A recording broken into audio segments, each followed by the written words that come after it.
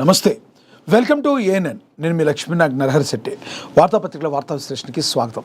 ముందుగా మహాదిన పత్రికలు ప్రచురించారు చూద్దాం. విజయ్ సర్కారు కుప్పకూలడం ఖాయం, స్టాలిన్ శాపనార్థాలు, డిఎంకే శ్రేణులు ఎన్నికలకు రెడీ కావాలని పిలుపు. అప్పుడే షురు అయిపోయింది. నిన్న లేదు మొన్నే కదా స్వామి ప్రమాణ స్వీకారం చేసింది. స్విచ్ను నక్కడం తప్ప జగన్ చేసింది ఏమీ లేదు. వైఎస్ షర్మిల ఫైర్, వైఎస్ఆర్ ఆశయాలకు జగన్ తూట్లు పొడుస్తున్నారని షర్మిల మాట్లాడటం జరిగింది. ఇక వచ్చే ఎన్నికల్లో భూమా మౌనిక పోటీ చేస్తారని మంచు మనోజ్ చెప్పారు. ఎస్, భూమా యొక్క అక్క చెల్లెళ్ళిద్దరికీ కూడా మంచి పట్టుంది అక్కడ. సో తన భార్య పోటీ చేస్తుంది వచ్చే ఎన్నికలకు అని చెప్పి మంచు మనోజ్ చెప్పడం జరిగిందని ప్రచురించారు. జలమండలి మేనేజర్ ఇంట్లో ఏసీబీ దాడులు, 18 ఎకరాల వ్యవసాయ భూమి, దాదాపుగా 100 కోట్ల ఆస్తులు, అధికారికంగా 5.88 కోట్ల ఆస్తి నిర్ధారణ అని కూడా ప్రచురించారు. ఇక పాలమూరు రంగారెడ్డి పూర్తికి పట్టుదలతో పనిచేయాలి, ముఖ్యమంత్రి రేవంత్ రెడ్డి దిశానిర్దేశం. ఉమ్మడి పాలమూరు జిల్లా ఎమ్మెల్యేలతో సమీక్ష నిర్వహించారు తెలంగాణ సీఎం రేవంత్ రెడ్డి.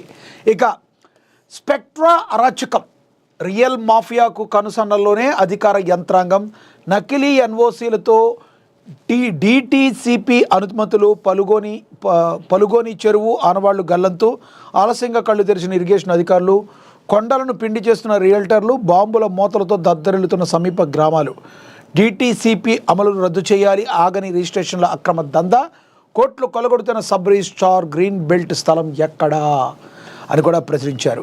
యాదాద్రి భువనగిరి జిల్లా యాదగిరిగుట్ట మండలం మాసాయిపేట గ్రామ సరిహద్దుల్లో స్పెక్ట్రా మహాసిటీ గెలాక్సీ పేర్లతో రియల్ మాఫియా మోసాలకు పాల్పడుతుంది. సర్వే నెంబర్లు 726, 776లో 82 ఎకరాల్లో లేఅవుట్లో నిర్మాణం చేయడానికి డిటిసిపి అనుమతుల కోసం ఇరిగేషన్ అధికారులు సంతకాలు ఫోర్జరీ చేసి అడ్డదారులో అనుమతులు పొందినట్లుగా బహిరంగ ఆరోపణలు అయితే వ్యక్తమవుతున్నాయి. దీంతో కళ్ళు తెరిచిన ఇరిగేషన్ అధికారులు ఆగమేఘాల మీద ఫోర్జరీలకు పాల్పడిన సుంకోజో మదన్ మోహన్, సుంకోజో కృష్ణసాయి, సుంకోజో సృజన్, సుంకోజో సురేష్, జంగం అను వ్యక్తులపై స్థానిక పోలీస్ స్టేషన్లో కేసులు నమోదు చేశారు. ఫ్యామిలీ మొత్తం కూడా మరి ఇదే దందాలో ఉన్నట్టుంది. సుంకోజో అంటే ఏదో ఆటో పేర్లాగా ఉన్నాయి, ఇంటి పేరు అనుకుంటా. మొత్తానికి కేసులు అయితే పెట్టారు. అంతవరకు బాగానే ఉంది. కానీ సర్వే నెంబర్ 726, 776, 82 ఎకరాల విస్తీర్ణంలో లేఅవుట్ నిర్మాణం సాగుతున్నప్పటికీ లేఅవుట్కు ఎటువంటి పేరు పెట్టకుండా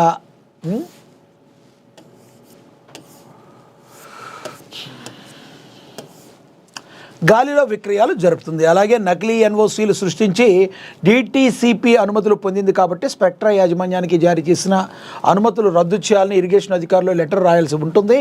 కానీ రియల్ మాఫియా నోట్ల కట్టలతో నోళ్లు మూయించడంతో అధికారులు చర్యలు తీసుకోలేదని, ఇదే అదునుగా భావించిన రియల్ మాఫియా రెచ్చిపోయి అమాయకులకు అంటగట్టి సొమ్ము చేసుకుంటుందని స్థానిక ప్రజలు అక్కడ ఆరోపిస్తున్నారట. ఇక పలుగోని చెరువు మాయమైంది, గ్రీన్ బెల్ట్ స్థలం ఎక్కడ, స్పెక్ట్రా సిద్ధం చేసిన లేఅవుట్ అని దీని గురించి మరి మొత్తం కూడా ఒక కథనాన్ని అయితే రాశారు.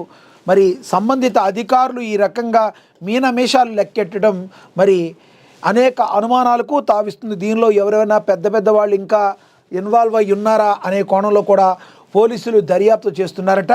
ఇక ఓవరాల్గా చూస్తుంటే ఈ దందాకైతే చెక్కు పెట్టడానికి సంబంధిత అధికారులకి మరి సామాన్య ప్రజల నుంచి కూడా ఫిర్యాదులు అందాయి. బాంబుల మోతలతో మాసాయిపేట చుట్టుపక్కల ప్రాంతాలన్నీ కూడా మరి ప్రజలు భయాందోళనకు అవుతున్న పరిస్థితిని కూడా మనం గమనించవచ్చని ప్రచురించారు. ఇక అదేవిధంగా చూసుకుంటే జలమండలి మేనేజర్ ఇంట్లో ఏసీపీ దాడులట. 18 ఎకరాల వ్యవసాయ భూమి, దాదాపుగా 100 కోట్లు ఆస్తుల, అధికారికంగా 5.88 కోట్ల ఆస్తి నిర్ధారణ. ఆదాయానికి మించి ఆస్తుల కేసులో జలమండలి మరి డిఎం కుమార్ను ఏసీబీ అధికారులు అరెస్ట్ చేశారు. ఆయనకు సంబంధించి భారీగా ఆస్తులు గుర్తించారు. కుమార్ నివాసం ఉన్న ఇంటితో పాటు మరో 8 ప్రాంతాల్లో ఏసీబీ సోదాలు నిర్వహించింది. సంగారెడ్డి, నిజామాబాద్ జిల్లాలో 18 ఎకరాల వ్యవసాయ భూములు ఉన్నట్లుగా అధికారులు గుర్తించారు. హైదరాబాద్లో 6 ప్లాట్లు, నిజామాబాద్లో 3 ఎకరాల భూమి, ఓ ఇంట్లో పత్రాలు, 1.10 కోట్ల నగదు అధికారులు స్వాధీనం చేసుకున్నారు. కుమార్ తన నివాసంలోని ఏకంగా 2.1 కేజీల బంగారం, 9.2 కేజీల వెండి వస్తువులను అధికారులు గుర్తించారు. కారు, బైకులను స్వాధీనం చేసుకున్నారు. మొత్తం ఆస్తుల విలువ సుమారుగా 5.88 కోట్లు ఉన్నట్లుగా అధికారులు అంచనా వేస్తున్నారు. అయితే వాటి మార్కెట్ విలువ అధికంగానే ఉంటుందన్నట్టు చెబుతున్నా కుమార్ అవినీతి నిరోధక చట్టం కింద కేసు నమోదు చేసి ఏసీబీ ఆస్తులపై విచారణ కొనసాగుతున్నట్లుగా వెల్లడయ్యింది. మరి చక్కగా వర్క్ చేసుకోండిరా బాబు అని చెప్పి మీకు పనిస్తే మీరు జనాల డబ్బు మేసేసి అక్రమంగా ఆస్తులు సంపాదిస్తే ఆఖరికి ఏదో ఒక రోజు శిక్షకి గురికాక తప్పదు. ఇక తదుపరి చూసుకుంటే విజయ్ సర్కార్ కుప్పకూలడం ఖాయమట. స్టాలిన్ శాపనార్థాలు పెడుతున్నాడట. మరి రేవంత్ రెడ్డి గారు చెప్పేవాళ్ళు కదా, పిల్లి శాపనార్థాలకు చింతకాయలు రాలవని ఏదో ఒకటి చెప్పారు. అట్టాగే ఉంది. మరి చూస్తుంటే విజయ్ సర్కార్ కుప్పకూలడం ఖాయం. స్టాలిన్ శాపనార్థాలు. డిఎంకే శ్రేణులు ఎన్నికలకు రెడీగా ఉండాలని పిలుపు. టీవీకే ప్రభుత్వం ఎక్కువ కాలం ఉండదని డిఎంకే అధినేత స్టాలిన్ జోస్యం చెప్తున్నారు. విజయ్ ప్రభుత్వం ఎప్పుడైనా కూలిపోయే అవకాశం ఉందని డిఎంకే శ్రేణులు ముందస్తు ఎన్నికలకు సిద్ధంగా ఉండాలని మాజీ ముఖ్యమంత్రి ఎంకే స్టాలిన్ పిలుపునిచ్చారు. తిరుచుల జిల్లా కార్యదర్శులతో జరిగిన సమావేశంలో స్టాలిన్ కీలక వ్యాఖ్యలు చేశారు. ఈ ప్రభుత్వం ఎంతో కాలం నిలబడదు. 2029 లోక్సభ ఎన్నికలతో పాటే తమిళనాడు అసెంబ్లీకి కూడా ఎన్నికలు వచ్చే అవకాశాలు ఉన్నాయి. కార్యకర్తలు ఇప్పుడే క్షేత్రస్థాయిలో వెళ్ళాలని దిశానిర్దేశం చేశారు. ఎన్నికల్లో ఓటమి తాత్కాలికమేనని, సూర్యుడు మళ్ళీ ఉదయిస్తాడని మరి ఉదయనిధి స్టాలిన్ తండ్రి మరి స్టాలిన్ శాపనార్థాలైతే పెట్టారు. ఏది ఏమైనప్పటికీ కూడా మీరు అనుకుంటే సరిపోదు. ఇది మరి ప్రజల్లో నుంచి రావాలి. ఏదైనా కూడా మీరు చేస్తే మళ్ళీ తను సింగిల్ లార్జెస్ట్ పార్టీయే కాదు, మొత్తానికి కలిపి ఎక్కువగా సీట్లు తెచ్చుకున్న ఆశ్చర్యపోవసరం లేదు. కాబట్టి ఆయనకి సరైన సమయం ఇవ్వకుండా మీరు విమర్శలు చేయటం సరికాదు అని చెప్పి విమర్శకులు అయితే చెప్తున్నారు. ఇక స్విచ్లు నొక్కడం తప్ప జగన్ చేసింది ఏమీ లేదు. YS Sharmila fire. వైఎస్ఆర్ ఆశయాలకు జగన్ తూట్లు పొడిచారని షర్మిల మరొకసారి మండిపడ్డారు. జగన్మోహన్ రెడ్డి ఏం చేశారు? అసలు ఏమీ చేయలేదు. వైఎస్ఆర్ ఆశయాలకు తూట్లు పొడిచిన వ్యక్తి స్విచ్లు తొక్కడం తప్పితే నువ్వు ఏం చేశావని షర్మిల ఇలా మాట్లాడతాన్ని వైసీపీ శ్రేణులు అయితే జీర్ణించుకోలేకపోతున్నాయి. వైసీపీ అధినేత తన సోదరుడు జగన్పై ఏపీ కాంగ్రెస్ చీఫ్ షర్మిల తీవ్ర ఆగ్రహం వ్యక్తం చేశారు. వైఎస్ఆర్ ఆశయాలకు మరి జగన్ తూట్లు పొడిచారని ఆమె ధ్వజమెత్తారు. వైఎస్ఆర్ పేరు చెప్పుకుని ఒక్క ఛాన్స్ అంటూ సీఎం అయిన జగన్ 5 ఏళ్ల పాలనలో కేవలం స్విచ్లు నొక్కడం తప్ప ప్రజలకు చేసిందేమీ లేదని ఎద్దేవా చేశారు. కేవలం బటన్లు నొక్కితే మళ్ళీ సీఎంలు కాలేరని, కనీసం ఎమ్మెల్యేలు ఎంపీలకు కూడా అపాయింట్మెంట్ ఇవ్వని పరిస్థితి ఉందని మండిపడ్డారు. విజయవాడలో మీడియాతో మాట్లాడుతూ ఆమె ఈ వ్యాఖ్యలు చేశారు. తండ్రి ఆశయాల పేరిట ఓట్లు వేయించుకుని అధికారంలోకి వచ్చాక ఆ ఆశయాలనే జగన్ నాశనం చేశారని దుయ్యబట్టారు. గత ప్రభుత్వంలో ప్రజలపై భారాలు మోపిన వైసీపీ నేతలు ఇప్పుడు ధర్నాలు చేయడం సిగ్గుచేటన్నారు.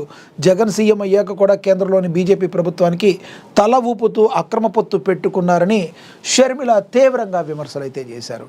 మీరు పెట్రోల్ డీజిల్ అంటూ మీరు ఏదో చేస్తున్నారు, ఇక్కడేమో ఇట్ట మాట్లాడతారో అక్కడికి వెళ్ళి బీజేపీ ఏ చెప్తే అది తల ఊపుతారు గంగిరెద్దులాగా. మరి మీరు స్విచ్లు నొక్కడం తప్పితే ఏదీ చేయలేదు. వైఎస్ఆర్ ఆశయాలకు తూట్లు పొడిచిన వ్యక్తి అని జగన్ అని చెప్పి షర్మిల మాట్లాడారు. దీంతో వైసీపీ శ్రేణులు అయితే ఒకంత డేలా పడిపోయిన పరిస్థితి. ఏం జరుగుద్దో ఏంటో ఏం తెలియదు. ఎందుకంటే సొంత చెల్లి ఈ రకంగా మాట్లాడటంతో ఏమీ చేయలేని పరిస్థితిలో వైసీపీ శ్రేణులు అయితే ఉండిపోతున్నాయి. మరి చూడాలి రానున్న రోజుల్లో ఇది ఏ రకంగా మాట్లాడతారు. వైసీపీ పార్టీ నుంచి కూడా గట్టి కౌంటర్ వచ్చే అవకాశం ఉందో లేదో మనం వేచి చూడాల్సిన పరిస్థితి. ఇక వచ్చే ఎన్నికల్లో భూమా మౌనిక పోటీ చేస్తారు. మరి మనకు తెలుసు భూమా కుటుంబానికి ఎంతటి పేరు ప్రఖ్యాతలు నంద్యాలలో ఉన్నాయో. మరి భూమా మౌనిక పోటీ చేస్తారు అని చెప్పి ఆయన మంచు మనోజ్ చెప్పడం జరిగింది.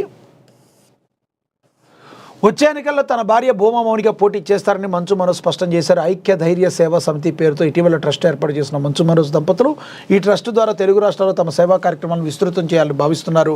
మంగళవారం విలేకరుల సమావేశం నిర్వహించిన మంచు మనోజ్ ఈ విషయాలపై క్లారిటీ ఇచ్చారు. ఐక్య ధైర్య సేనా సమితి రాజకీయ సంస్థ కాదన్న మంచు మనోజ్ ఈ సంస్థకు రాజకీయాలకు సంబంధం లేదని క్లారిటీ ఇచ్చారు. ప్రజల తరపున ప్రజా గొంతుగా ఉండేందుకు ఐక్య ట్రస్ట్ ఏర్పాటు చేసినట్లు తెలిపారు. ట్రస్ట్ కోసం సొంత నిధులను ఖర్చు చేస్తామని స్పష్టం చేశారు. ఈ క్రమంలోనే వచ్చే ఎన్నికల్లో భూమా మౌనిక పోటీ చేస్తారంటూ మంచు మనోజ్ ప్రకటించారు. ఇప్పటికే తాము రాజకీయాల్లో భాగంగా ఉన్నామన్నారు. మరోవైపు ఐక్య ధైర్య సేవా సమితి ట్రస్ట్ పేరును జూబ్లీహిల్స్ ఎమ్మెల్యే నవీన్ యాదవ్తో ఇటీవల మంచు మనోజ్ ప్రకటింపచేసిన విషయం తెలిసిందే. ఐక్య ట్రస్ట్ ద్వారా చిన్నారుల దత్తత, రక్తదానం వంటి సేవా కార్యక్రమాలు చేపడుతున్నట్టు తెలిపారు. మే 20వ తేదీన మంచు మనోజ్ పుట్టినరోజు సందర్భంగా ఈ ట్రస్ట్ను ప్రారంభించారు. భూమా మౌనిక ఏ పార్టీ నుంచి పోటీ? మరోవైపు వచ్చే ఎన్నికల్లో భూమా మౌనిక పోటీ చేస్తారంటూ మంచు మనోజ్ ప్రకటించిన నేపథ్యంలో మరి ఆమె ఏ పార్టీ నుంచి బరిలోకి దిగుతారని ఆసక్తికరంగా మారింది. మంచు మనోజ్ భూమా మౌనిక దంపతులు ఇప్పటివరకు అధికారికంగా ఏ పార్టీలోనూ చేరలేదు. అయితే భూమా కుటుంబం గతంలో వైఎస్ఆర్ కాంగ్రెస్ పార్టీలో టీడీపీలో పనిచేసింది. భూమా నాగిరెడ్డి, శోభా నాగిరెడ్డిలు వైసీపీలో టీడీపీలోనూ పనిచేశారు. ఆ కుటుంబం నుంచి రాజకీయాల్లోకి వచ్చిన భూమా అఖిలప్రియ వైసీపీ నుంచి పొలిటికల్ ఎంట్రీ ఇచ్చారు. ఆ తర్వాత టీడీపీలో చేరిన అఖిలప్రియ ప్రస్తుతం టీడీపీ ఎమ్మెల్యేగా ఉన్నారు. ఇక మంచు కుటుంబానికి కూడా వైఎస్ జగన్తో సన్నిహిత సంబంధాలు ఉన్నాయి. ఈ నేపథ్యంలో భూమా మౌనిక పోటీ చేయాలనుకుంటే ఏ పార్టీ నుంచి బరిలో దిగుతారు అనేది కూడా ఆసక్తికరంగా మారింది. దీనిలో మనం ఒక విషయాన్ని గమనించాలి. ప్రజారాజ్యం పార్టీ నుంచి కూడా మరి భూమా దంపతులు పోటీ చేసి ఉన్నారు. ప్రజారాజ్యం చిరంజీవితో కూడా మంచి సంబంధాలు ఉన్నాయి. ఇప్పటికే మంచు మనోజ్కి కూడా మెగా ఫ్యామిలీతో మంచి సంబంధాలు, మంచి రిలేషన్షిప్ ఉంది. కాబట్టి ఏమో చెప్పలేం. జనసేన పార్టీ నుంచి కూడా మరి భూమా మౌనిక వెళ్ళే అవకాశం ఉంది అని కూడా చెప్పేవాళ్ళు లేకపోలేదు. ఏదేమైనప్పటికీ ఇవన్నీ ఊహాగానాలు. ఏదైనా వాళ్ళైతే ఒక ఓపెన్గా చెప్పారు, మేము రాజకీయాలకు సిద్ధంగా ఉన్నామని. ఏ పార్టీ అయితే అక్కడ పార్టీలో అవకాశం ఉంటుందో మరి వాళ్ళు ఆ పార్టీలోకి వెళ్ళటానికి అవకాశం ఉంటుంది. మనం ఓవరాల్గా చూసుకుంటే టీడీపీలో అక్కడ ఖాళీ లేదు, వైఎస్ఆర్సీపీలో ఖాళీ లేదు. మేబీ జనసేనలో ఉండే అవకాశం ఉంది. కాబట్టి చెప్పలేం, జనసేనకి వెళ్ళే అవకాశం కూడా ఉంది అని చెప్పి విశ్లేషకులు అభిప్రాయపడుతున్నారు. ఇక అదేవిధంగా చూసుకుంటే పాలమూరు రంగారెడ్డి పూర్తికి పట్టుదలతో పనిచేయాలని ముఖ్యమంత్రి ఉమ్మడి పాలమూరు జిల్లా ఎమ్మెల్యేలతో సమీక్ష నిర్వహించారు. చిత్తశుద్ధితో ఉన్నాము కాబట్టి ప్రభుత్వం మీరు కూడా ఒళ్ళు వంచి పనిచేయాలి, మీరు యొక్క సహకారం పూర్తిగా అందించి ప్రజలకు ఇచ్చిన హామీలను నెరవేర్చాలని సీఎం రేవంత్ రెడ్డి దిశానిర్దేశం చేశారు ఉమ్మడి పాలమూరు జిల్లా ఎమ్మెల్యేలకు. మరి పాలమూరు రంగారెడ్డి ఎత్తిపోతల ప్రాజెక్టుకు సంబంధించిన భూసేకరణ ప్రక్రియను యుద్ధ ప్రాతిపదికన పూర్తి చేయాలని సీఎం రేవంత్ రెడ్డి ఆదేశించారు. ఉమ్మడి మహబూబ్నగర్ జిల్లాకు చెందిన మంత్రులు ఎమ్మెల్యేలతో మంగళవారం ఎంసీఆర్హెచ్ఆర్డీలో సీఎం సమీక్ష నిర్వహించారు. ఉమ్మడి పాలమూరు జిల్లాలోని సాగునీటి ప్రాజెక్టులకు సంబంధించి పలు కీలక సూచనలు చేశారు. దీంతోపాటు జిల్లాలోని ఇతర ప్రాజెక్టుల విషయంలో భూసేకరణ ప్రక్రియను త్వరగా పూర్తి చేయాలని చెప్పారు. జిల్లాలోని ప్రాజెక్టుల భూసేకరణ నిధుల విషయంలో జాప్యం జరగకుండా వెంటనే చెల్లింపులు జరిగేలా చర్యలు తీసుకుంటామని చెప్పారు. పెండింగ్ బిల్లులను చెల్లించడానికి ప్రభుత్వం సిద్ధంగా ఉందని తెలిపారు. ఉమ్మడి పాలమూరు జిల్లాలోని సాగునీటి ప్రాజెక్టులపై జిల్లా మంత్రులు సంబంధిత జిల్లా అధికారులతో సమీక్ష నిర్వహించి ప్రాజెక్టు యొక్క పురోగతిని ఎప్పటికప్పుడు పర్యవేక్షించాలని సూచించారు, ఆదేశించారు. ఈ సమావేశంలో మంత్రులు జూపల్లి కృష్ణారావు, వాకిట శ్రీహరి, ప్రభుత్వ విప్ ఎన్ఎం శ్రీనివాసరెడ్డి, ఎమ్మెల్యేలు కసిరెడ్డి నారాయణ రెడ్డి, జి మధుసూదన్ రెడ్డి, తూడి మేఘారెడ్డి, రాజేష్ రెడ్డి, వంశీకృష్ణ, వీర్లపల్లి శంకరయ్య, బండ్ల కృష్ణమోహన్ రెడ్డి, ప్రభుత్వ ప్రధాన కార్యదర్శి కె రామకృష్ణారావు తదితరులైతే ఈ కార్యక్రమంలో పాల్గొన్నారు. ఇక సీఎం రేవంత్ మార్క్ యాదగిరిగుట్టలో తెలంగాణ క్యాబినెట్ అంట. ఇక రాష్ట్ర మంత్రివర్గ సమావేశంలో సీఎం రేవంత్ రెడ్డి ఆసక్తికర నిర్ణయం తీసుకున్నారు. గతంలో సమ్మక్క సారలమ్మ ఆలయం వద్ద కేబినెట్ భేటీ నిర్వహించిన సీఎం ఇప్పుడు మరో సంచలన నిర్ణయం తీసుకున్నారు. ఈసారి యాదగిరిగుట్టను వేదికగా ఎంచుకున్నారు. తెలంగాణ కేబినెట్ సమావేశాన్ని 21వ తేదీ నుంచి 23వ తేదీ వరకు మారుస్తూ ప్రభుత్వం నిర్ణయం తీసుకుంది. 21వ తేదీన సరస్వతి అంత్య పుష్కరాలు ఉన్న నేపథ్యంలో 21 నుంచి 23కు మార్చింది. 23న యాదగిరిగుట్టలో కేబినెట్ సమావేశం నిర్వహించాలని నిర్ణయించారు. అలాగే 23న యాదగిరిగుట్టలో వేద పాఠశాలను సీఎం ప్రారంభించనున్నారు. సీఎం నిర్ణయం ఆసక్తికరంగా మారింది. కేబినెట్ భేటీతో యాదగిరిగుట్ట ప్రాంతంలో మళ్లీ ప్రగతి జోరు పెరుగుతుందని భావిస్తున్నారు. తన మార్కు రాజకీయంతో మరి రేవంత్ రెడ్డి ముందుకు వెళుతున్నారు. ఈ కేబినెట్ భేటీలు అక్కడ అవడం ద్వారా ఆ ప్రాంతానికి ఎంత విలువిస్తున్నారో, ఎంత వాల్యూ ఇస్తున్నారో రేవంత్ రెడ్డి అని అక్కడున్న ప్రజలకు కానీ అందరికీ కూడా అర్థమయ్యే అవకాశం ఉంది. గతంలో కూడా సమ్మక్క సారలమ్మ జాతర ఓవైపు జరుగుతుంటే అక్కడ కేబినెట్ భేటీ నిర్వహించి మరి అందరి ప్రశంసలు కూడా అందుకున్న వ్యక్తి సీఎం రేవంత్ రెడ్డి. ఈ రోజున 21, 23 నుంచి కూడా మరి సరస్వతి అంత్య పుష్కరాల సందర్భంగా మరి అక్కడ కేబినెట్ మరి నిర్వహించడం అయితే జరుగుతుంది యాదగిరిగుట్టలో.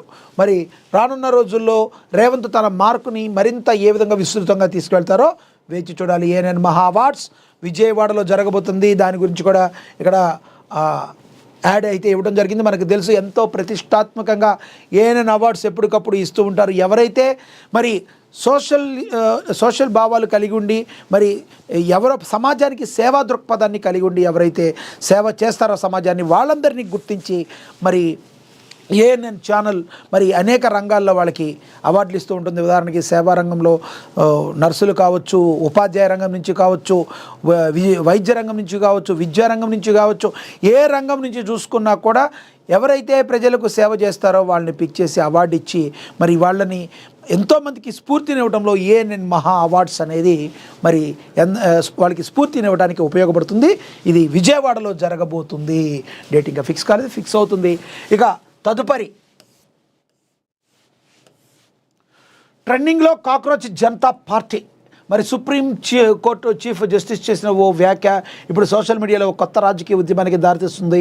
మైబీ కాక్రోచ్, నేను కూడా బొద్దింకనే అనే నినాదంతో కాక్రోచ్ జనతా పార్టీ ఆన్లైన్ సంచలనం సృష్టిస్తుంది. యువత ఎదుర్కొంటున్న సమస్యలు వ్యంగ్యంగా హాస్యంగా ప్రస్తావిస్తూ ఈ పార్టీ లక్షలాది మందిని ఆకర్షిస్తుంది. మే 15న ఓ కేసు విచారణ సందర్భంగా సిజేఐ సూర్యకాంత్ ఉపాధి లేని యువతను ఉద్దేశించి కాక్రోచ్ అంటే బొద్దింకల్లాగా ఉన్నారంటూ వ్యాఖ్యానించారని మీడియాలో వార్తలు వచ్చాయి. అయితే ఆ మరుసటి రోజు ఆయన స్పందిస్తూ తన వ్యాఖ్యలను తప్పుగా ప్రచారం చేశారని, దేశ యువతను కాకుండా నకిలీ డిగ్రీలతో న్యాయ వ్యూర్తిలో వచ్చేవారిని ఉద్దేశించి అన్నానని స్పష్టత ఇచ్చారు. యువతను వికసిత భారతానికి స్తంభాలు అని ఆయన ప్రశంసించారు. ట్రెండింగ్లో ఈ కాక్రోచ్ పార్టీ గురించి అయితే ఉంది. ఈ నేపథ్యంలో బోస్టన్ యూనివర్సిటీలో చదువుతున్న అభిజిత్ దిప్కే అనే విద్యార్థి కాక్రోచ్ జనతా పార్టీని ప్రారంభించాడు. సెక్యులర్ సోషలిస్ట్ డెమోక్రటీ లేజీ అనే పార్టీ నినాదం నిరుద్యోగిగా సోమరిగా నిత్యం ఆన్లైన్లో ఉండేవారు ఈ పార్టీలో సభ్యులుగా చేరవచ్చునని వ్యంగ్యంగా ప్రకటించారు. మరి ప్రారంభమైన 48 గంటల్లో ఈ పార్టీకి సంబంధించిన వెబ్సైట్ గీతం కూడా విడుదలయ్యాయి. ఎక్స్లో 40,000, ఇన్స్టాగ్రామ్లో 5.5 లక్షల మంది ఫాలోవర్లతో దూసుకెళ్తుంది. దాదాపుగా 1,00,000 మందికి పైగా ఆన్లైన్లో సభ్యులు చేరారు. నీట్ పేపర్ లీక్ వంటి అంశాలపై స్పందించే విద్యాశాఖ మంత్రికి రాజీనామాకు డిమాండ్ చేయడం, సిబిఎస్ఈ రీచెక్కింగ్ ఫీజులు రద్దు చేయాలని కోరటం వంటి చర్యలతో ఇది కేవలం మేం కాదని యువత గొంతుగా మారుతుందని స్పష్టమవుతుంది. తృణమూల్ కాంగ్రెస్ ఎంపీలు మరి మహువా మైత్రి, కీర్తి ఆజాద్ వంటి ప్రముఖులు కూడా ఈ పార్టీలో చేరడం విశేషం. మహువాను ప్రజాస్వామ్య ఫైటర్గా పార్టీ స్వాగతించింది. భారత యువత చాలా అవగాహనతో ఉన్నారని, తమ అసంతృప్తిని ప్రజాస్వామ్య పద్ధతిలో తెలియజేస్తారని వ్యవస్థాపకుడు అభిజిత్ దిప్కే పేర్కొన్నారు. మరి చూడాలి ఏం జరిగిపోతుందో. ఈ కాక్రోచ్ ఏంటో, ఈ కాక్రోచ్ గోలేంటో మరి త్వరలో తెలుస్తుంది ఎంతవరకు మరి ఏం జరగబోతుందని. పెట్రో బాదురు ట్రైలరే, మరో 13 నుంచి 17 రూపాయలు పెరిగే ఛాన్స్. మూలిగే లెక్క మీద తాటికాయ పడ్డట్టుగా ఉంది మరి పరిస్థితి. కేవలం వారం రోజుల వ్యవధిలోని ఇంధన ధరలను 2 సార్లు పెంచారు. ఇంతకుముందు లీటర్ పెట్రోల్ డీజిల్ ధరలను 3 రూపాయలు పెంచగా మంగళవారం మరో 90 పైసల మేర వడ్డించారు. అయినప్పటికీ ప్రభుత్వ రంగ చమురుకు కంపెనీలకు వస్తున్న నష్టాలను పూడ్చడానికి ఈ పెంపు ఏమాత్రం సరిపోదని కోటాక్ భావిస్తుంది. అంతర్జాతీయంగా ముడి చమురుల ధరలు గరిష్ట స్థాయికి చేరుకున్న నేపథ్యంలో దేశీయంగా పెట్రోల్ ధరలు మరింత భారీగా పెరిగించాల్సిన అవసరం ఉందని ప్రముఖ బ్రోకరేజ్ సంస్థ కోటక్ ఇన్స్టిట్యూట్ ఆఫ్ ఈక్విటీ స్పష్టం చేస్తుంది. దేశీయ చమురు మార్కెటింగ్ కంపెనీలు ఎదుర్కొంటున్న ఆర్థిక నష్టాలు నివారించాలని ఇది తప్పనిసరి అని పేర్కొంది. ఇటీవల చేసిన పెట్రోల్ డీజిల్ ధరల పెంపు ఏమాత్రం సరిపోదని, లీటర్కు అదనంగా మరో 13 నుంచి 17 వరకు పెంచాల్సి ఉంటుందని కోటక్ అభిప్రాయపడింది. పశ్చిమాసియా ఉద్రిక్తతలు, అంతర్జాతీయ ముడి చమురు ధరలు ఇంకా ఇలానే కొనసాగే పరిస్థితి దారుణంగా ఉంటుందని తెలిపింది. దీంతో ఇప్పటిదాకా పెంచింది ట్రైలరే, అసలు సినిమా ముందని కోటక్ చెప్పేసింది. మీరు పెట్రోల్ ధరలు పెంచుకుని ఏం పెంచుతారో కానీ పెట్రోల్ ధరలు డీజిల్ ధరలు పెంచితే మాత్రం సామాన్య మానవుడు బతకలేడు. రవాణా వ్యవస్థ మీద పడుతుంది. కందిపప్పు, ఉప్పు, పప్పు ఈ అన్ని రేట్లు కూడా పెరిగిపోతాయి. తద్వారా కేంద్ర ప్రభుత్వానికి ఆయా సంబంధిత రాష్ట్ర ప్రభుత్వాలు అయితే చుక్కలు పడతాయి. వచ్చే సార్వత్రిక ఎన్నికల్లో ఈ యొక్క ఇంపాక్ట్ చాలా బలంగా ఉంటుంది. మరి కాంగ్రెస్కి ఇదంతా కూడా ఒక అడ్వాంటేజ్ అవ్వబోతుంది కేంద్రంలో. మరి పైన ఏదైతే ఉందో నేషనల్గా కాంగ్రెస్ పార్టీకి ఇదంతా ఒక అడ్వాంటేజ్ కానుంది. ప్రాబ్లమ్స్ ఎన్ని వచ్చినా ఏదో ఒక రకంగా పెట్రోల్ డీజిల్ ధరలని అదుపులో ఉంచేటట్టు చూడాలి. కానీ ఇష్టం వచ్చినట్టు కంపెనీలు లాసులోనే పెంచుకుంటూ పోతే ఆ తర్వాత ప్రజలు మీ అందరికీ కోసుకుంటూ పోతారు. కాబట్టి తస్మాత్ జాగ్రత్త. ఎన్డీఏ ప్రభుత్వం కేంద్ర ప్రభుత్వానికి మరి పలు విశ్లేషకులు అందరూ కూడా హెచ్చరికలు జారీ చేస్తున్నారు. ఈ రకంగా పెంచితే పెట్రోల్ వాతలు పెడితే ఆ తర్వాత ప్రజలు మీ ప్రభుత్వానికి వాతలు పెట్టడం ఖాయం. ఇక పట్టపగలు 10 మంది చూస్తుండగానే స్పా సెంటర్లోకి చొరబడి భార్యను చంపిన భర్త. కవాడిగూడలో కలకలం. హైదరాబాద్ నగరంలో మంగళవారం ఒక ఘోర హత్య కలకలం రేపింది. కట్టుకున్న భార్యపై ఉన్న కోపంతో ఆమెను పనిచేస్తున్న చోటకు వెళ్ళి భర్త కత్తితో విచక్షణారహితంగా దాడి చేసి అతి కిరాతకంగా చంపేశాడు.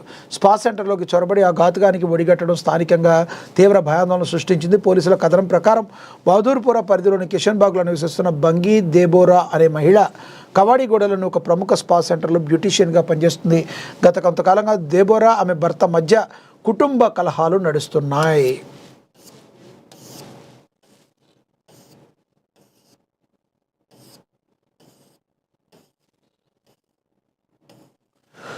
సో రోజులాగే మంగళవారం ఉదయం కూడా భార్యాభర్తల మధ్య గొడవ జరిగింది. తీవ్ర మనస్తాపానికి గురైన దేబోరా ఆ గొడవను పక్కన పెట్టి తన విధులకు హాజరయ్యేందుకు కవాడిగూడలోని స్పా సెంటర్కు వచ్చేసింది. భార్య తనతో గొడవపడి వెళ్ళడానికి తట్టుకోలేకపోయిన భర్త ఆమెపై తీవ్ర ఆగ్రహంతో ఊగిపోయాడు. ఎలాగైనా ఆమెను అంతమొందించాలనే పగతో కత్తితో కవాడిగూడకు బయలుదేరాడు. కవాడిగూడ రత్నదీప్ బిల్డింగ్లోని 4వ అంతస్తులో ఉన్న స్పా సెంటర్లోకి చేరుకున్న నిందితుడు ఒక్కసారిగా లోపలికి చేరబడ్డాడు. అక్కడ పనిచేస్తున్న దెబోరాపై తన వెంట తెచ్చుకున్న కత్తితో విచక్షణారహితంగా దాడి చేశాడు. ఆమె తేరుకునే లోపే కత్తితో పలుమార్లు పొడవడంతో తీవ్ర రక్తస్రావమైన దెబోరా అక్కడికక్కడే ప్రాణాలు కోల్పోయింది. స్పాలోని ఇతర సిబ్బంది భయంతో కేకలు వేయడంతో నిందితుడు అక్కడి నుండి పరారయ్యాడు. పోలీస్ స్టేషన్లో లొంగిబాటు.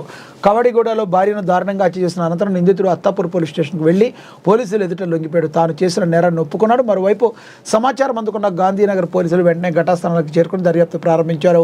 క్లూస్ టీమ్ సాయంతో ఆధారాలు సేకరించారు. మృతదేహాన్ని స్వాధీనం చేసుకుని పోస్టుమార్టం నిమిత్తం గాంధీ ఆసుపత్రికి తరలించారు. కుటుంబ కలహాలే ఈ హత్యకు ప్రధాన కారణమని భావిస్తున్న పోలీసులు కేసు నమోదు చేసుకుని నిందితుడిని పూర్తి స్థాయిలో విచారిస్తున్నారు. పట్టపగలే కవాడిగూడ లాంటి రద్దీ ప్రాంతంలో ఈ దారుణం జరగడంతో స్థానికులు షాక్ అయితే గురయ్యారు. మరి ఇది చాలా దారుణమైన పని. ఆమె ఏ తప్పు చేసినా ఏమైనా ఆమెను చంపే హక్కు నీకెక్కడిది అని చెప్పి అందరూ కూడా మాట్లాడుతున్న పరిస్థితి. అదే నిజం కూడా. ఎందుకంటే ఒక వ్యక్తిని చంపాల్సిన అవసరం లేదు. నీకు నచ్చకపోతే విడిపో, లేదంటే నీ లైఫ్ నువ్వు లీడ్ చేసుకో. అంతేగాని ఒక వ్యక్తిని చంపటం అనేది చాలా దారుణమైన విషయం.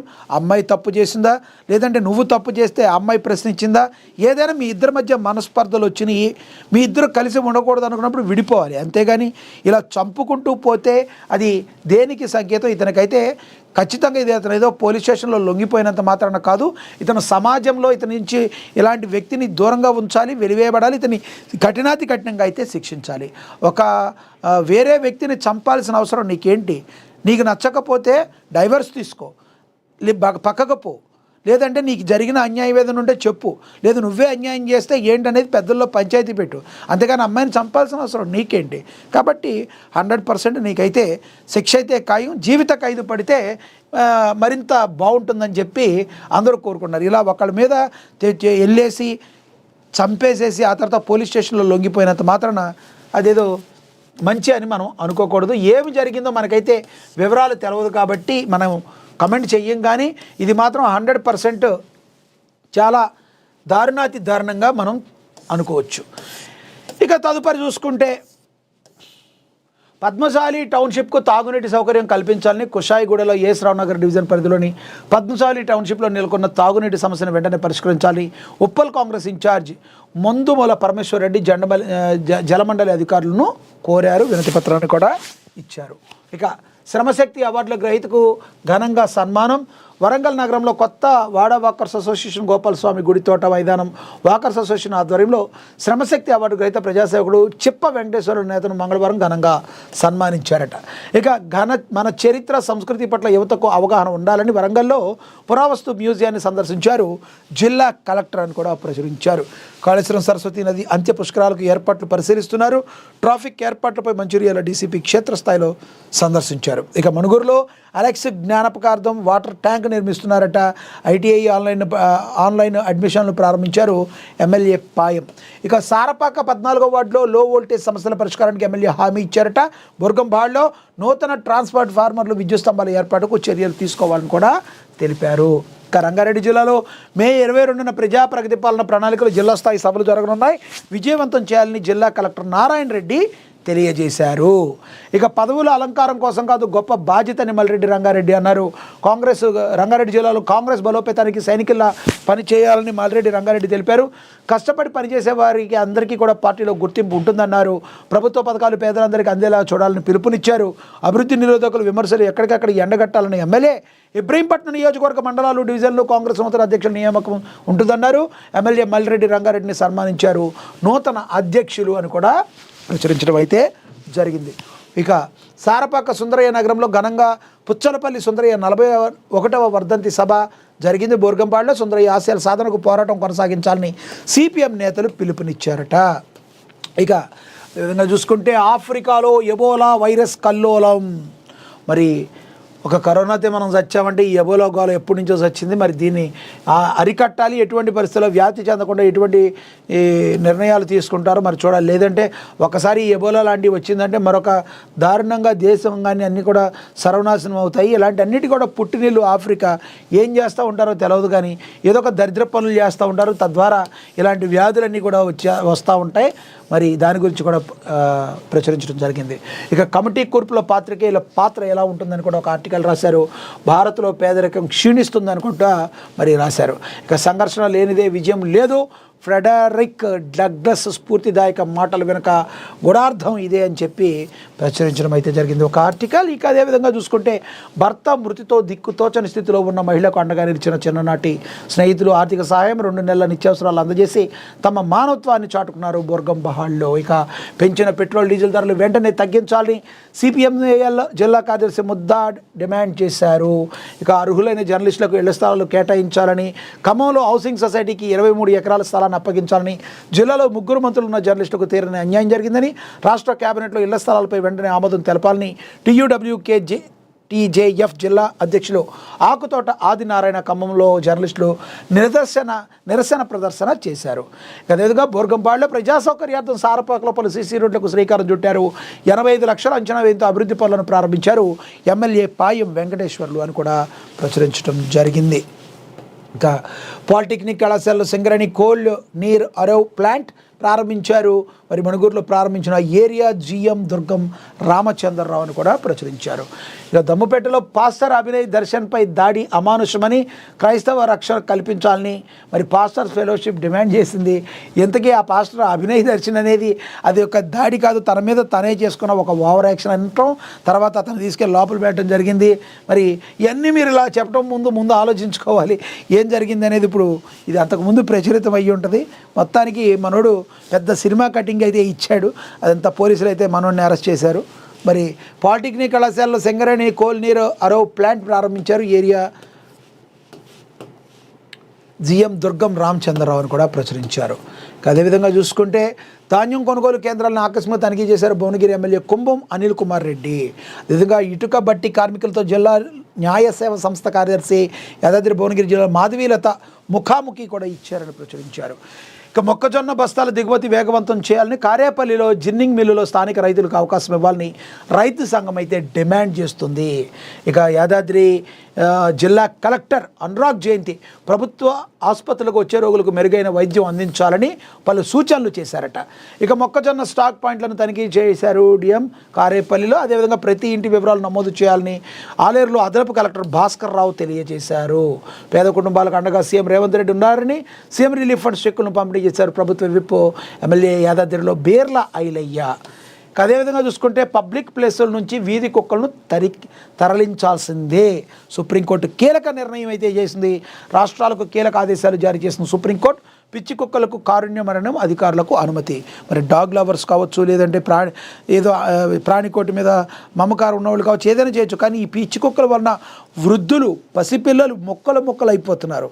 వీళ్ళందరినీ కూడా పరిగణలో మనుషులకి ఇబ్బంది కలిగించే దేన్ని కూడా ఉపేక్షించేది లేదని సుప్రీంకోర్టు తీర్పునిచ్చింది. కారుణ్య మరణాన్ని మరి ఆ కుక్కలకి ఇవ్వాల్సిందే.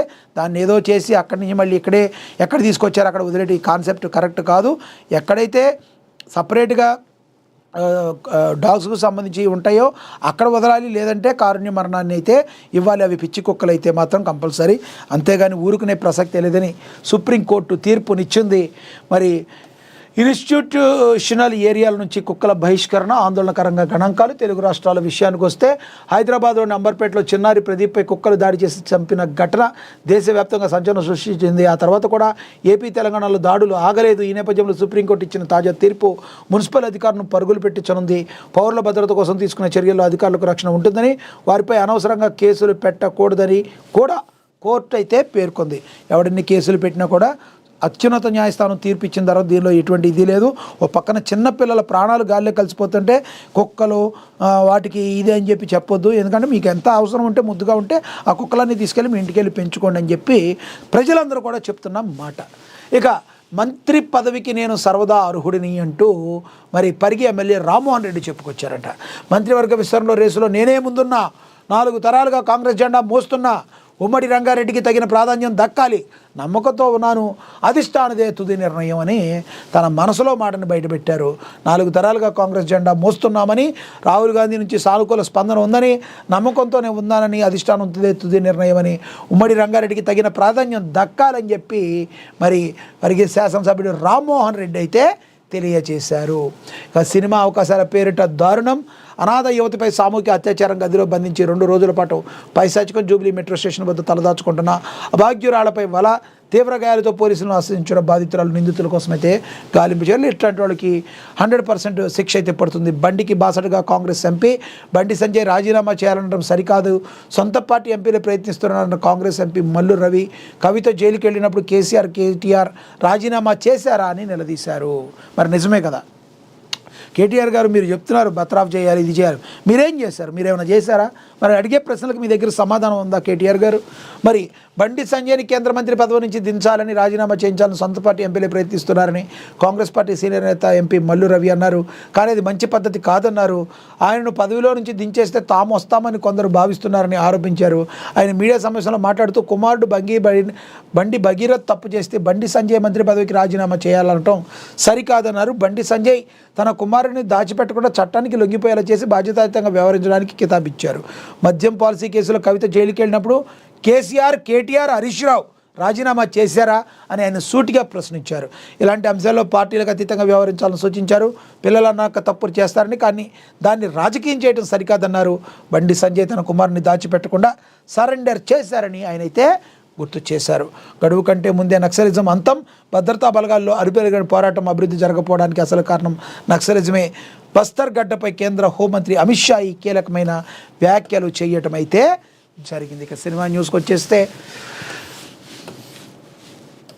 డ్రాగన్ గ్లిమ్స్ రిలీజ్ ఎన్టీఆర్ ఫ్యాన్స్కి powerful treat. Man of the masses junior NTR హీరోగా ప్రశాంత్ నీల్ దర్శకత్వంలో తెరకెక్కుతున్న డ్రాగన్ సినిమా గ్లిమ్స్ కోసం అభిమానులు ఎంతో ఆసక్తికరంగా ఎదురు చూస్తున్నారు. మే 20వ తేదీ జూనియర్ ఎన్టీఆర్ పుట్టినరోజు సందర్భంగా ఈ సినిమా గ్లిమ్స్ రిలీజ్ చేశారు. ఈ గ్లిమ్స్ మొత్తం కూడా సినిమా కంటెంట్ ఎలా ఉండబోతుందో క్లారిటీ ఇచ్చేసినట్లయింది. సలార్, కేజీఎఫ్ లాంటి భారీ సినిమాలతో తనకంటూ ప్రత్యేకమైన గుర్తింపు తెచ్చుకున్న ప్రశాంత్ నీల్ తన మార్కులో ఏమాత్రం తగ్గించుకోకుండా ఈ గ్లిమ్స్ కట్ చేశాడు. ఇక తారక్ పుట్టినరోజు సందర్భంగా మంగళవారం రాత్రి 11 గంటల 30 నిమిషాల తర్వాత డ్రాగన్ సినిమా గ్లిమ్స్ వచ్చింది. 4 గంటల 28 నిమిషాల నిడివి గల ఈ గ్లిమ్స్లో 4.28 నిమిషాల నిడివి గల అంటే 4 నిమిషాలు 28 సెకండ్లు అయ్యి ఉంటుంది. ఇది ఈ గ్లిమ్స్లో ఎన్టీఆర్ స్లిమ్ లుక్ ఆకట్టుకుంది. సింపుల్గా సినిమా కథ ఆ ప్రపంచంలోనే పాత్రలను పరిచయం చేశారు. ఈ గ్లిమ్స్లో తారక్ చెప్పిన డైలాగ్స్ అభిమానులు అలరించేలా ఉన్నాయి. విజువల్స్ చాలా రిచ్గా ఉన్నాయి. రవి బ్రాసూర్ అందించిన నేపథ్య సంగీతం ఫ్యాన్స్ అంచనాలను మరి పెంచేలా ఉంది. పవర్ఫుల్గా సాగిన ఈ గ్లిమ్స్ సినిమా మీద భారీ అంచనాలను రేపుతుంది. డ్రాగన్ గ్లిమ్స్ రిలీజ్ అయ్యారు. డ్రాగన్లో జూనియర్ ఎన్టీఆర్ లుక్ అయితే ఈ రకంగా ఉంది. మరి జూనియర్ ఎన్టీఆర్ లుక్ని ఏ రకంగా హీరోయిన్ ఈమె హీరోయిన్లు వివిధ భాషల్లో సినిమాలు చేస్తూ ఉంటారు. ఆయా భాషలో తమ పాత్రల తాలూకు భావోద్వేగాలు అర్థం చేసుకుంటూ సొంతగా డబ్బింగ్ చెప్పుకునేందుకు ఆ భాషలు నేర్చుకుంటారు. తాజాగా హీరోయిన్స్ భాగ్యశ్రీ బోర్సే తమిళ్ నేర్చుకుంటున్నారు. రవితేజతో కూడా ఈమె సినిమా చేస్తుంది. రవితేజ హీరోగా నటించిన మిస్టర్ బచ్చన్లో 2024 సినిమాలో టాలీవుడ్ ఎంట్రీ ఇచ్చారు భాగ్యశ్రీ బోర్సే. అందం, అభినయంతో ఆకట్టుకుని బ్యూటీ. ఆ తర్వాత కింగ్డమ్, ఆంధ్రా కింగ్ తాలూకా వంటి తెలుగు చిత్రాల్లో నటించారు. దుల్కర్ సల్మాన్, రానా దగ్గుబాటి కీలక పాత్రలు పోషించిన కాంతా సినిమాతో తమిళ చిత్ర పరిశ్రమలో అడుగుపెట్టారు. ఆమె ప్రస్తుతం తెలుగులో అఖిల్ సరసన లెనిన్ మూవీలో నటిస్తున్న భాగ్యశ్రీ బోర్సే సేయాన్ అనే మరో తమిళ సినిమాలో అవకాశం అందుకున్న సంగతి తెలిసిందే. శివకార్తికేయన్ హీరోగా నటిస్తున్న ఈ చిత్రం రెగ్యులర్ షూటింగ్ సోమవారం ప్రారంభమైంది. ఈ చిత్రంలో తన పాత్ర గురించి భాగ్యశ్రీ బోర్సే మాట్లాడుతూ, ఈ చిత్రంలో నా పాత్రకు చాలా ప్రాధాన్యం ఉంటుంది. నటిగా నేను నిరూపించుకునేలా ఉంటుంది. ప్రేక్షకుల పట్ల నిజాయితీగా ఉండాలంటే నటించే చిత్రాలు భాషను నేర్చుకోవాలి. తెలుగులో కింగ్డమ్ చిత్రానికి నేనే డబ్బింగ్ చెప్పాను. ఇప్పుడు సేయాన్ కోసం తమిళ భాష నేర్చుకుంటున్నానని భాగ్యశ్రీ బోర్సే పేర్కొన్నారు. కరెక్టే కదా. మరి ఎవరైతే ఆ భాష మీద పట్టు నేర్చుకుంటారో ఆ యొక్క యాక్టర్ని అడాప్ట్ చేసుకుంటారో ఆ యొక్క జనాలు. ఉదాహరణకు చూడండి, సూర్య గారు సూపర్ హీరో తమిళ్లో ఎంతో అద్భుతంగా నటిస్తారు. ఆయనకి ఫ్యాన్స్ సూపర్ ఉన్నారు. కానీ తెలుగులోకి వచ్చేటప్పటికి సూర్యని బాగా లైక్ చేస్తారు అందరూ. కానీ సూర్య కంటే ఎక్కువగా కార్తీని ఎక్కువగా అడాప్ట్ చేసుకుంటారు. కార్తీ అంటే మన తెలుగు వాళ్ళలాగా ఫీల్ అవుతారు. ఊపిరి సినిమాతో మరి అద్భుతంగా తెలుగు వాళ్ళకి ఇంకా కనెక్ట్ అయిపోయాడు ఆయన. మరి ఫస్ట్ సినిమాతోనే కూడా అరే ఎవర్రా మీరంతా అన్నట్టు కార్తీ చేసిన డైలాగ్ కావచ్చు. తర్వాత ఆవారా సినిమాతో అత్యద్భుతంగా తెలుగు వాళ్ళకి దగ్గర ఈ ఊపిరితో తెలుగువాడు అయిపోయాడు కార్తీ. ఆ రకంగా ఎవరైతే సొంతగా డబ్బింగ్ చెప్పుకుంటారో వాళ్ళందరికీ కూడా మంచి అవకాశాలు ఆయా ఇండస్ట్రీలో ఉంటాయి. అదే భాగ్యశ్రీ బోర్సే కూడా చేస్తున్నారు. సో ఇది సినిమా న్యూస్.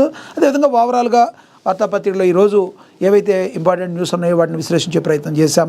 ప్రజలకి ప్రభుత్వానికి వారధిగా ఉంటూ నిరంతరం కూడా నిష్పక్షపాతంగా వార్తలను ప్రచురించే ఏకైక పత్రిక మహాదిన పత్రిక. ఇప్పుడే డౌన్లోడ్ చేసుకోండి. ఇది వాటి వార్తాపత్రికల వార్తా విశ్లేషణ. నమస్తే.